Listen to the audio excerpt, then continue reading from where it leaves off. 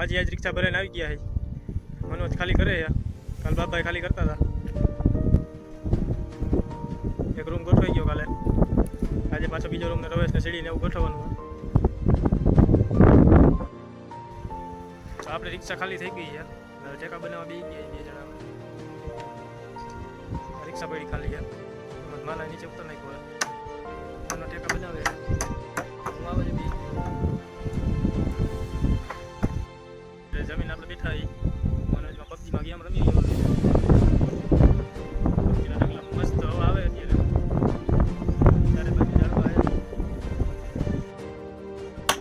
અત્યારે मनोज બ્રેકેટ ના ટેકા બનાવે છે સ્લેબ ગોઠવાઈ ગઈ રવેશ ગોઠવાઈ ગયો છે 3 બ્રેકેટ ટીંગાડવાના છે ટેકા બનાવે છે એના ત્રાપા અને બધો માલ જેમ આવે એમ પડ્યો છે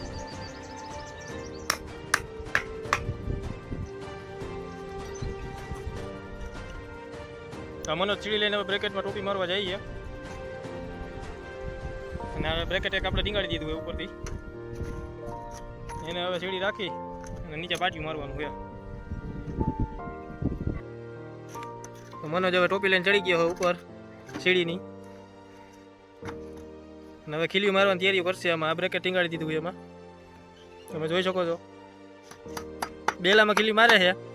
આ કોઈની તાકાત નથી બેલામાં ખીલી મારતી પણ मनोजની તાકાત છે નવાઈ જવાની ખીલી